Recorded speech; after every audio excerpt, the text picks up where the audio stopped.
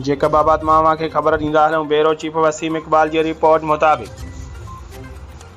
जेकबाबाद में सालियाना जश्न मीलाद ज़हूर सादकीन विलादत बासाद हज़रत मोहम्मद मुस्तफ़ा सल्लल्लाहु अलैहि वसल्लम इमाम जाफ़र सादिक़ अलैहिस्सलाम जो एक अज़ीम शान प्रोग्राम मुनक़िद किया वियो। ज़िला जेकबाबाद में जश्न मीलाद ज़हूर सादकीन हज़रत मोहम्मद मुस्तफ़ा सल्लल्लाहु अलैहि वसल्लम इमाम जाफ़र सादिक़ अलैहिस्सलाम जो सालियानो जश्न मीलाद जो प्रोग्राम शिया उलमा काउंसिल मजलिस वहदत मुस्लिमीन असगरिया ऑर्गेनाइजेशन वहदत यूथ शिया एक्शन कमेटी इमामिया ऑर्गेनाइजेशन शिया कौमी इतिहाद और जाफरिया अलायंस तरफा DC गेट बेड़ी चौक ते मुनक़िद किया वियो। प्रोग्राम में तमाम आशिकान मोहम्मद वाला आल मोहम्मद सल्लल्लाहु अलैहि वसल्लम शिरकत कई, जैमें उलमा किराम हुज्जतुल इस्लाम मुस्लिमीन अल्लामा अमीन शहीदी इस्लामाबाद, अल्लामा खतीब एजाज हुसैन जैदी कराची,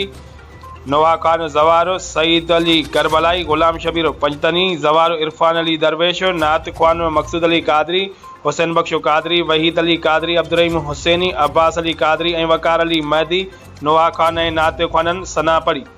और बाद में उलमा किराम जने खिताब कयो और आका दो जहान नबी करीम सल्लल्लाहु अलैहि वसल्लम इमाम जाफ़र सादिक़ अलैहिस्सलाम जो ज़िक्र पिणु कयो और आख़िर में चयूं त अगर पाकिस्तान कश्मीर के आज़ाद ॾिसणु चाहे तो फ़लस्तीन जो भी साॻियो ही मसलो है। पाकिस्तान के मज़लूम फ़लस्तीन की भरपूर मदद करण घुर्जे। फ़लस्तीनी अपने पूरे जोबन पर हैं, पूरे हौसले में हैं और डट कर मुकाबला कर रहे हैं और दुनिया को बता रहे हैं कि जिस इसराइल की खोखली ताकत से मरऊब होकर तमाम मुसलमान हुक्मरान उनको तस्लीम करने के चक्कर में थे,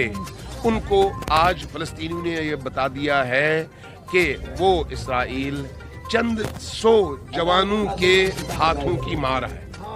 ये इन फ़लस्तीनियों ने साबित किया है। पूरी दुनिया को ये बता दिया है कि फ़लस्तीन पर जो आज तक मजालिम हो रहे थे, उन मजालिम ने फ़लस्तीनियों का हौसला न सिर्फ ख़त्म नहीं किया बल्कि शहादतों ने उनको मजीद हौसला बख्शा है और वो मजीद ताकतवर हुए हैं। इस हमले ने ये साबित किया कि